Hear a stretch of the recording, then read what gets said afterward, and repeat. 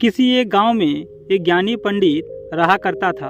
वह पंडित आजू बाजू के सारे ही गांव में बहुत प्रख्यात था और इसी वजह से धनवान भी था। लेकिन पंडित का परिवार ज़्यादा बड़ा नहीं था।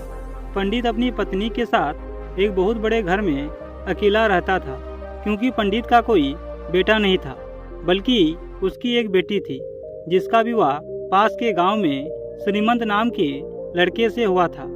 लेकिन वह पंडित शादी से पहले अपने होने वाले दामाद की अच्छी से जांच पड़ताल की थी और अपनी बेटी का भविष्य भी ठीक से पढ़ा था। तब जाकर उसने अपनी बेटी की शादी की थी। लेकिन चंद सालों में ही पंडित का दामाद बुरी आदतों के चंगुल में फंस गया था।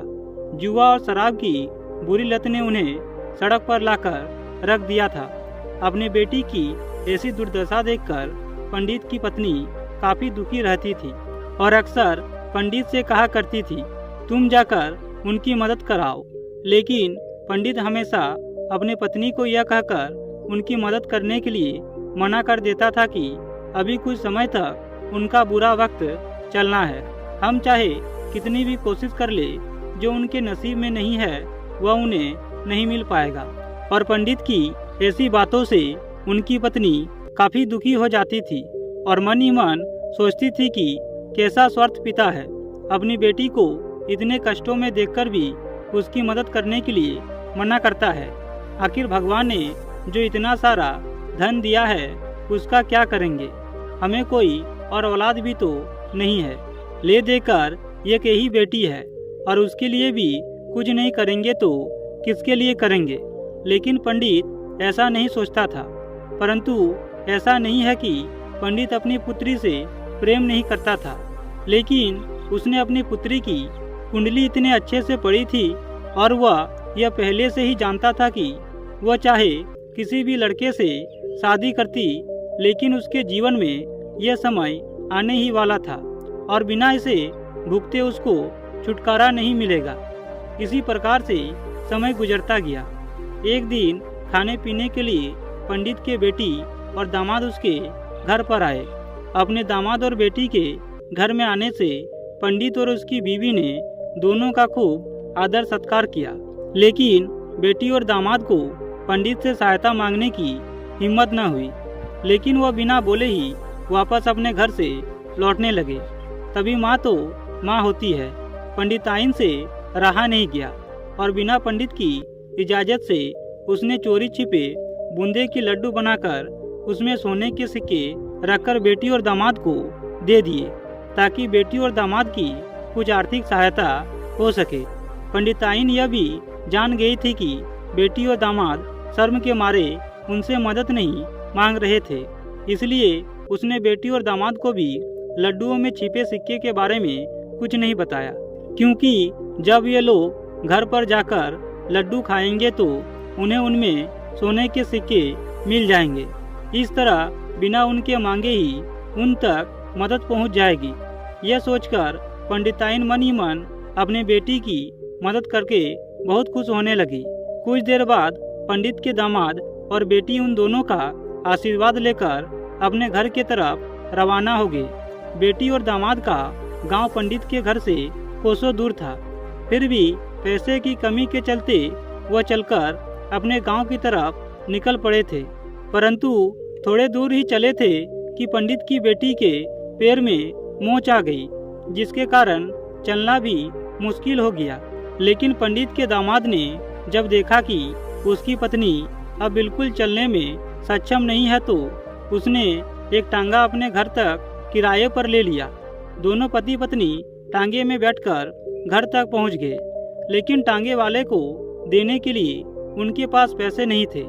इसलिए पंडिताइन ने जो बूंदी के लड्डू उन्हें दिए थे वे किराए के तौर पर उस टांगे वाले को दे दिए और इस प्रकार टांगे वाला बूंदी के लड्डू को लेकर वहां से चल गया। लेकिन टांगा वाला जब अपने घर की तरफ जा रहा था, तब उसे एक हलवाई की दुकान दिखी। उसने सोचा कि थोड़े से बूंदी के लड्डुओं से मेरे घर के लोगों का पेट थोड़ी भरने वाला है, इससे अच्छा मैं इन बूंदे के लड्डुओं को बेचकर उससे कुछ चावल खरीद लेता हूँ। और इस प्रकार से टांगे वाले ने उस बूंदी के लड्डू को हलवाई के दुकान पर बेच दिया।